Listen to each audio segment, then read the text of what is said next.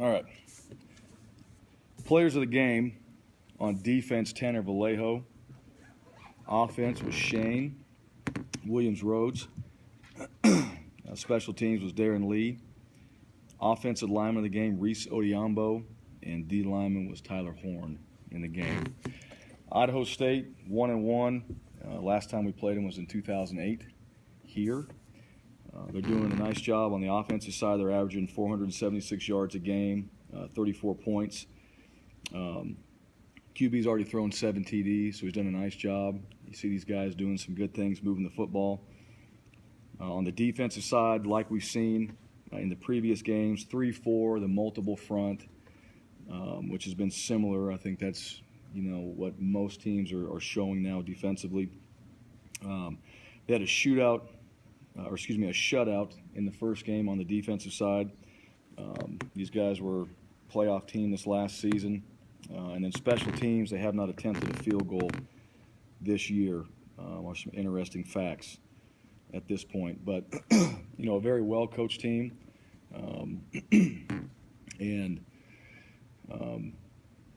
Played a good Portland State team this last week. Portland State's obviously done well. They beat Washington State earlier in the year, so they got some confidence.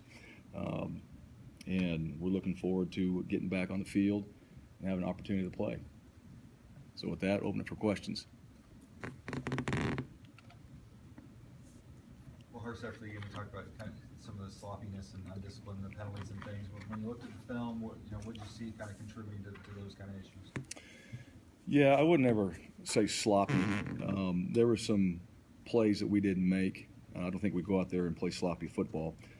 There were 3 plays that were made where the quarterback threw the ball up, and we broke coverage in those situations. Probably the one that was the biggest difference maker, I thought, the 3rd and 19 that they hit. It wasn't a touchdown, but it was a big play. Because at that point, the momentum changed.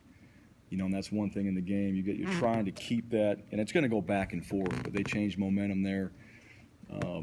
We had a penalty on that drive, and they ended up scoring. We were still ahead at that point.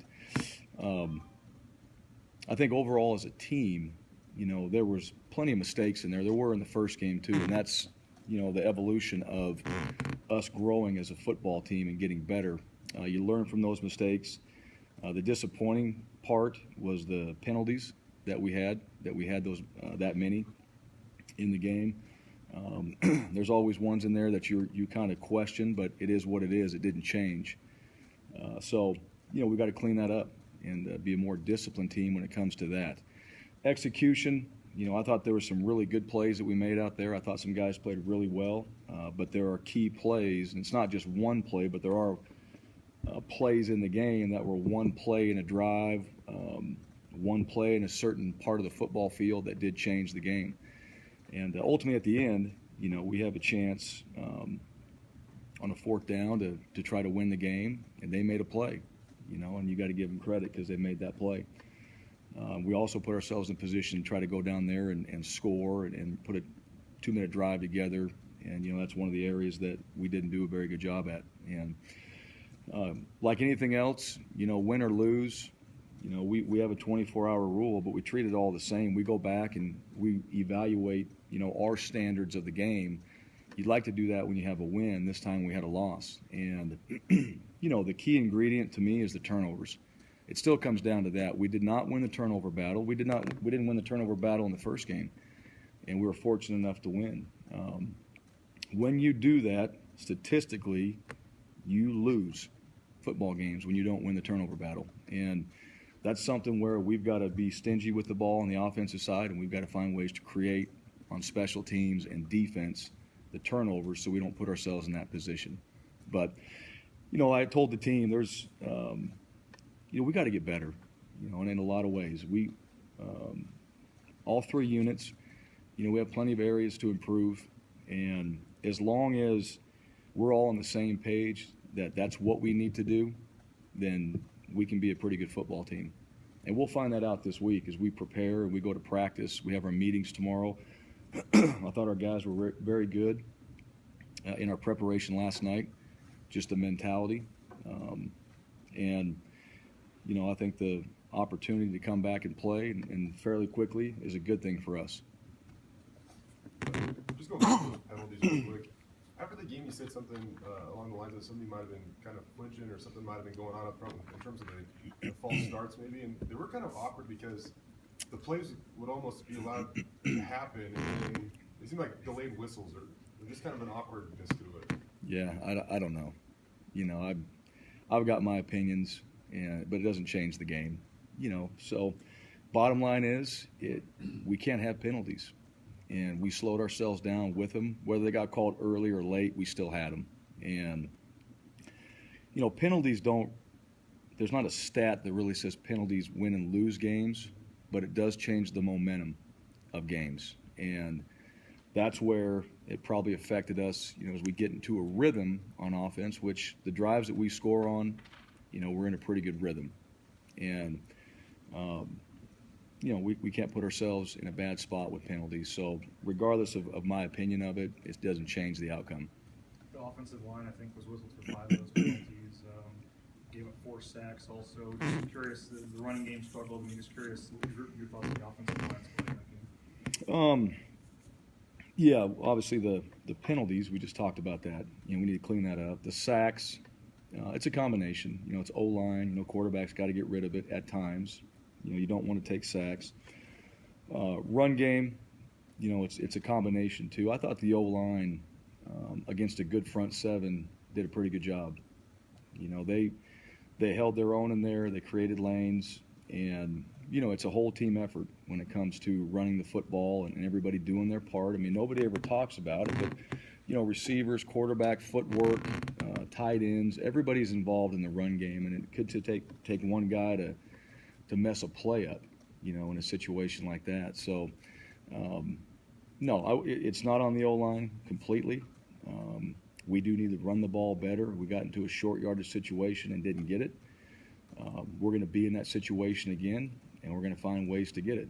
And so, you know, that's the mission, you know, as a football team and a staff, is to go reevaluate all those things. You know, we talk about last year and, you know, where you left off, you don't just necessarily pick up. It's a different team, and short yardage last year, you know, we were pretty good. This year, right now, we've got to do a better job. And so, you know, that's where we've got to keep finding ways to be creative and also just do it better than we have in the first 2 games, and that's the plan. You know, you referenced kind of those 3 throws that Mango made. How much of that is kind of his athletic ability too? Because I mean, especially that first one, I don't know if you can anticipate a kid being able to be in towards the sideline, being able to put the ball near 60 yards in that kind of position. Yeah, we certainly didn't underestimate him. I know that, because we felt like he could throw it. I mean, I think Tanner's, I think he's got a great mechanics as a quarterback, and but you don't want to have somebody, you know, if it's a contested play, you know, like the final play, we had an opportunity to make a play there. 2 of them, you know, those guys were just running, and it was open grass. You know, that's where I knew he could throw the football, you know, and he did a nice job of putting the ball up in the air on the sideline, and that was a great throw by him. Where we needed to be was in position to at least go up and compete for. If he makes the play, he makes the play. But he had a lot of grass around him to have that opportunity. And so, you know, and especially on the first drive, you'd like to go out there and, you know, get a punt. You know, they score on the first drive, and we come back a couple of drives later, we answer back and score. But, yeah, a couple of those throws in there, you want to see him compete for it more than what happened in the game. Coach, everyone knows what winning does for you. What can you take away from the game last weekend? What do you tell your team how you can grow and get better from the loss? Well, a lot. You know, really, I mean, I think that's the one thing. You know, losing is no fun, and nobody enjoys that. At the same time, I think it also brings up a lot of little things that you continually talk about that maybe when you're winning, don't get hurt as much. And when you lose, it's nothing big. It's all the little things that add up. And, You know, to me, that's the key ingredient to successful football teams is win or lose, those things continue to be the most important things. And when you lose a game, I think you have more attention to that, you know, and that's part of it. And we were in that situation last year. And I think our guys, when we came off that Air Force game, you know, there was a lot of attention to those little things that even don't even apply exactly what you're doing on the field, everything leading up to it. So, you know, for me, as disappointing as it is, it's also it ignites you a little bit because it's a chance to go out there and prove that you can get it done when you didn't the week before. And so that's how I feel about it. And when I've lost games, I didn't sit there and cry about it. It was time to get back to work and really, you know, lights a fire that you want to go back out there and get on the football field again and prove it and get it done. So, you know, that's our mentality, and it needs to be. And we'll see what happens when we go play. You mentioned turnovers, and you know, obviously 4 of those have come from the quarterback position. You kind of went through that last year with Grant early in the season as well. How do you evaluate what you've gotten out of Ryan, and how do you kind of get that turnaround here? I think Ryan has played. Take the turnovers out of it. I think those are learning moments, and you know, there's probably a couple too. I think anytime there's an interception, and I think there's a couple that he was competing on the throw, and there's a couple that he'd want back. You know, and that's part of playing that position. The thing about Ryan, I think he's done a nice job of handling himself in the game. I think he's kept his composure out there. I think he's preparing week to week better. That will show up again this week. And, you know, it's a process.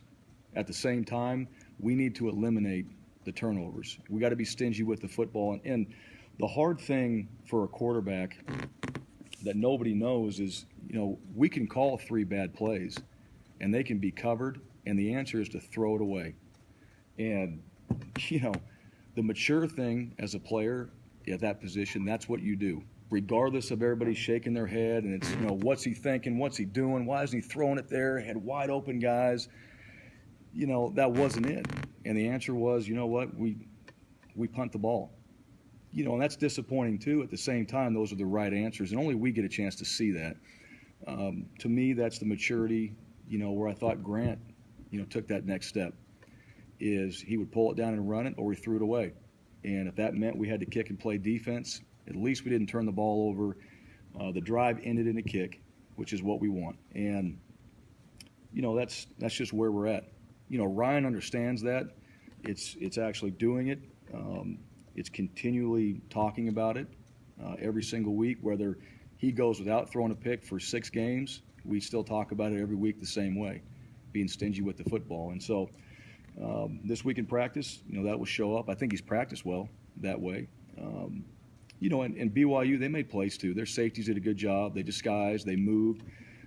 They could roam on the field pretty well and get from one spot to another. So I thought those guys were part of the factor as well.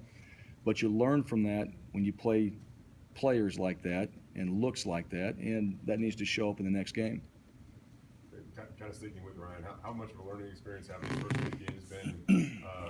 Obviously, playing with the expectations of being a quarterback at Boise State, and also kind of seemed like they took the middle of the field away there for at least the first portion of that game.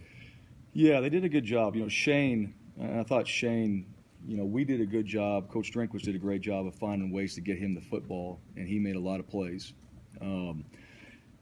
Ryan's first 2 games, well, you played against a Pac-12 team in the second largest crowd in stadium history against the former coach and one that recruited you. And then you go play at BYU in a packed house with an exciting football team and an exciting game. He's had 2 pretty good games to start with, you know, to learn from. And I think you take away from that, you know, those experiences, and that needs to apply, you know, moving forward. The things he's learned needs to show up in this game against Idaho State. And, you know, Idaho State's a very good football team. We know they're well coached, and we know that they're also going to cause issues with different looks. They're going to disguise and do different things. So every week, real simple question is, what'd you learn? Win or lose, what'd you learn? And especially at that position. And, there's a lot when you're younger, but you still keep the main thing, and moving forward, that's what we have to do for him. You said after the game you didn't want to comment on the QB battle. I think fans kind of instantly jumped that there may be a change there. I mean, is there any kind of competition there? Or is Ryan, clearly the starter here? I mean, There's competition. He is the starter. There's always competition. And that's really for every position. We're only game 2. We're game 2, and, we still have a lot of season ahead of us. We're still working through the best combination of players on the field. We're also, I'll give you an example, David Lucero. All right, David Lucero was on scout team last week, playing number 10 for BYU. I watched the scout offense, and he caught 3 plays, all right, a post, a dig, and something over the middle. And I went over to him and said, okay, you're playing for us. And so we brought him over from scout team to us, and we put him in a package, and he had a drag across the field. And I don't know if he stepped out of bounds or not, but his first catch almost goes for a touchdown. And so here's a guy that was on scout team for them and is with us and making a big play in a critical game. So, yeah, the competition's real. It's there. And if guys are showing up, they're going to get their opportunity. As far as the quarterback goes, no. Is there a change, because of we lost a football game? No, because I think Ryan did some really good things that probably people don't see, that we've asked him to do, that he's improved on. And this is part of his maturity at that position. We gotta do a better job, and he knows that. Nobody knows that better than him, and so we'll see what happens as we move forward going into the next games. Does being from Idaho, playing Idaho State, mean maybe more to you than some of the other players on this team? What they might look at it as the next opponent? Does it mean a little bit more for you? I got tremendous respect for Idaho State, and not just the nostalgia of we used to play them and all that. I think Coach Kramer and I think what they've done, where they are now from where they were, I mean, that program has built and grown, and they're a good football team, and they've gotten better. And being local and reading about some of the other teams in Idaho, them being one of them, yeah, what they've done and where they've come from. So, no, I wouldn't say just because we played them and all that. I have respect for what they've done, what Coach Kramer and his staff has done with that program. And you know what? It's an opportunity for our team to be at home against another good football team and go play. And we have expectations of ourselves like we do in every game, and that's really what we want to see. We want to see our guys go out there and play the game within the game and see where we've gotten and how much improvement we've made from game 1, game 2 to game 3. You try to take every game this season to this level. When you see some of these scores out there for your players, I guess, and see some of these FCS teams that have jumped up and beaten some FBS teams, is that do you mention that, or does that maybe make them realize a little bit more that, hey, these quality teams can come up and jump you if you don't play your best? Yeah, I don't think I don't spend a whole lot of time on that because these guys watch football and they understand it. I guess the one thing as a player, when you're going out and playing a physical game, no matter who you're playing, they're wearing shoulder pads and helmets too, and you can get dinged if you're not out there going full speed and playing your game. And that's how I've always looked at it as a player and a coach. It doesn't matter. Whoever you line up against, that guy has a chance to knock you on your butt and hurt you if you're not playing to the best of your ability. So I've always looked at it that way. And no, we don't take any player or team lightly, for those reasons. And we have expectations of ourselves that we need to go out there and play, and we haven't met those expectations by any means. So I think we have a lot to prove when we step out there on Friday to ourselves on where we are and where we want to be. Go back to Ryan really quick and saying that he's done some things that maybe aren't easy to see or whatnot, but that last game definitely threw the ball downfield more. He said he feels like this offense can attack whenever after the UW game. Obviously kind of did that, and then there are times where maybe you face some pressure that might not have gotten picked up or whatnot. There were a couple instances where you didn't turn the ball over in those situations as well. Yeah, there were a couple protection busts in there too that he just had to eat it. He scrambled, and I think he got 2 or 3 yards on one. I think they were both scrambles. Those are ones, as he continues to develop an understanding, the protections and how the defenses can beat the protections and maybe where a guy might come free, he might throw it away. Now, there was a couple in there that we should have been protected, and those are the hard ones that you're anticipating it to be protected right, and when it doesn't, you got to react. And I think his reactions weren't just, he hasn't just thrown it up in the middle or done anything like that. He's tried to scramble. He's tried to make something happen. But I think as you watch tape, you learn that, and experiencing that and then watching the film and going, okay, next time if I see that tackle come down, he's supposed to go out, I've got a problem. And maybe his reaction's a little bit faster to step up or to throw it away or to get it out, whatever it is. And that, to me, for a quarterback, when you start, you understand the concepts, you understand your read progressions, you understand what the defense is trying to do in coverage, and then you develop this thing called feel. And that's what that experience develops, is this feel portion of it. And when that happens, and not just for quarterbacks but any player, that's where I think you see guys really grow and develop.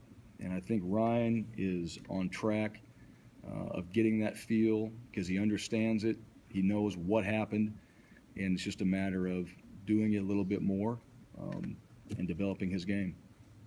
You look at Idaho State. I haven't had a chance, obviously, to see them myself yet. What are their strengths? Every team sort of has a calling card or something that's there on both sides of the ball. When you see them, what do you see? I haven't seen much of their offense yet. I've been watching primarily their defense. I think their secondary is pretty good. They do a good job. They come up and press you. Watch the Portland State game. Portland State got them on a couple deep throws. They made some plays, but I think they come up and challenge you. Their safeties are in position to come down and play the run.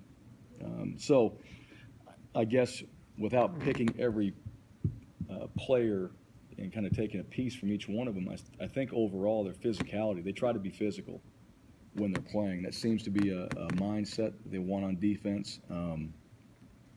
Their D-line, they're coming every play, and so there were some missed blocks in the Portland State game, and when they were missed, that guy wasn't loafing. The guy made the play. So if somebody didn't block him or didn't do their job or step right, that guy, what I saw, made the play on the D-line. So to me, I think they've got a mentality on the defensive side. They're going to come after you. They got some confidence on that side of the ball. So that's what I've seen so far, and I think that carries over to offense. They're averaging 35 points a game, so they're doing some pretty good things.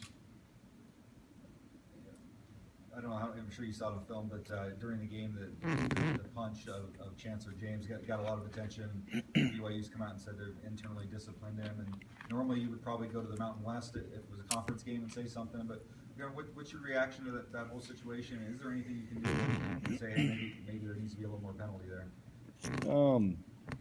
Yeah, I really don't know, what more we can do. Let me say this, I'm in the heat of battle. These young men make mistakes, on both sides. As a fan, I'm disappointed just from the standpoint I think that we have an unbelievable sport. There's no place for that in the sport. And I'm proud of our guys for not retaliating and handling it the right way. That's really it. I know that, and I'm sure they're disappointed as well. Things happen on the field, and emotions are high, but that's something that you just don't want to see. You want to see guys out there playing and competing against each other, help each other up, and get back to 40 seconds of seeing each other again, for about 80 plays. That's what you want to see. With your guys' practice yesterday, what did you see out of your team after the loss? They were focused. We got in late. We had some issues on the plane. Let me say, it was a long night, and not a lot of rest for the guys when they came back, and we kept our schedule normal, focused. Nobody in here hanging their head, nobody pointing fingers, everybody accepting the responsibility of doing their part and then the loss. And that's, as a coach, I mean, it's as difficult as it is, I respect our guys for that.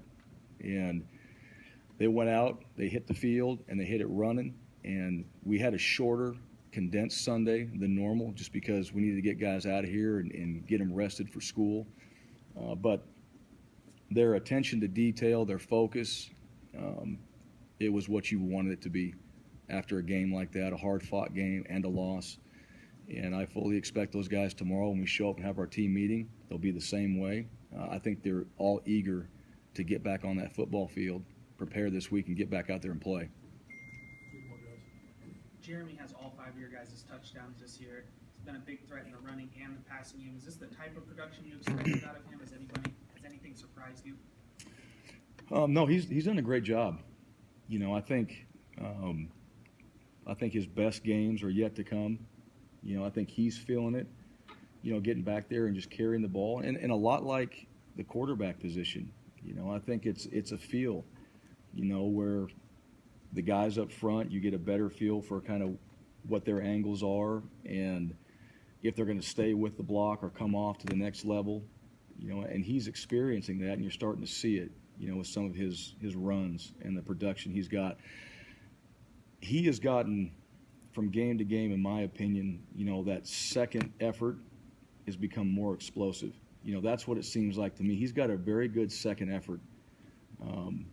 And I think that's what's going to continue to make him, a very good running back, is just that ability. And I'm not talking, skating around the edge and all that and just his speed, because he's got it. But when he sees that initial window of opportunity after breaking an arm tackle, he's going to go fight for it. And he did that on the goal line run. He kind of got hung up and spun and then just planted his feet and drove himself into the end zone. And it was great. It was great effort. And I think that's where that power comes in, which, we need, to have success in the run game.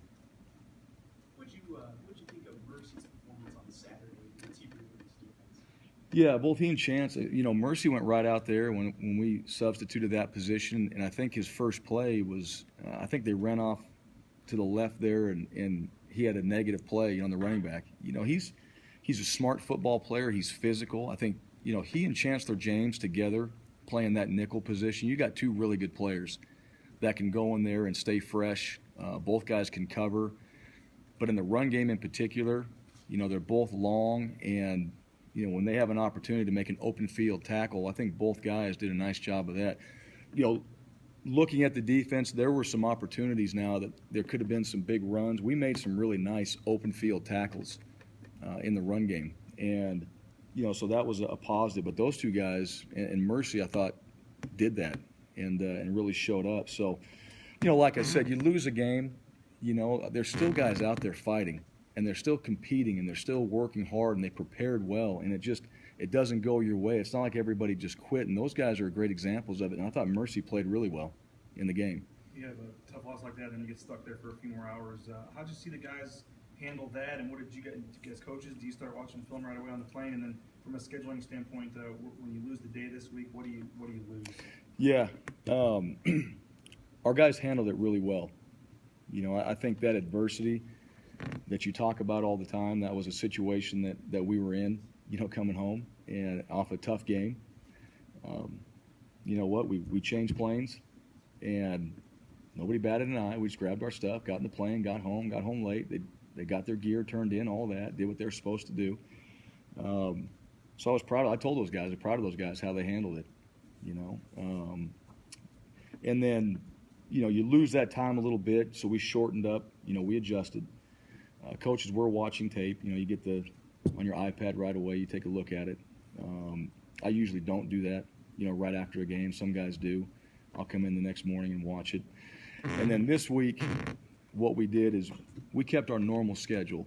Monday is off, Tuesday practice, Wednesday practice, Thursday, and then what happens on a Thursday is we flip to a Friday night.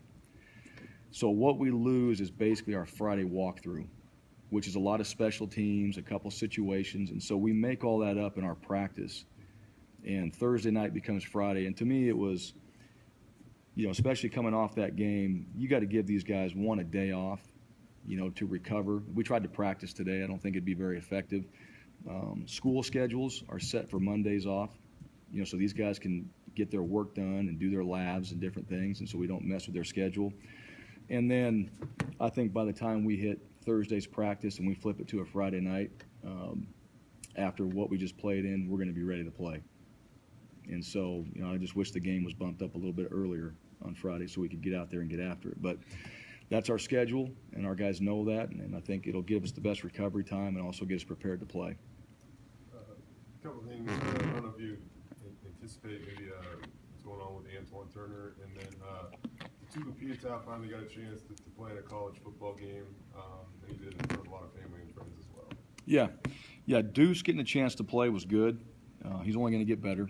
It's really the first time he's got a chance to be out there. So, we expect him from this point on to be playing for us, and I know for him too to go out there and be hopefully a dominant player at that position. Antoine, it's an academic situation that I don't have all the information for you, but right now that's where we're at. And when I get more information, then you guys will have more information when we figure that out. What is Rick Smith's status right now? We haven't seen him for a couple games, and I think we were hoping to get him earlier. Yeah, we were hoping to get him. Still not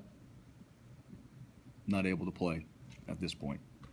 And Kelsey Young went from a whole bunch of touches to no carries the other night. I wonder what the reason was there. I don't think that was it wasn't anything he did. I think that was the flow of the game. We threw the ball more. I think we probably we had a couple different guys carrying the ball too on some sweep stuff. It's just week to week. Sometimes the plan changes. I think Shane, I'm not sure, in game one maybe had one catch. Two. Yeah, 2 catches to 11 catches. Each week somebody gets featured a little bit more, and so don't be surprised if Kelsey's got, I'm not going to say a number, but if he has a lot more carries, in this game than he did the last game. I think that's just the nature of how you want to attack a defense and what you do. So it's not, nobody did anything wrong. Nobody's disappointed with anybody. It's just the nature of the play calls and who we're trying to feature and what we're trying to do. Have you made any sort of decision at backup quarterback, and the fact that you still don't have anybody else who's played in a game, does that become a concern at some point? You want to just give one of those guys some experience? Yeah, you'd love to. You'd love to have an opportunity for those guys to play. No, we haven't made that. We have our decisions depending on what happens.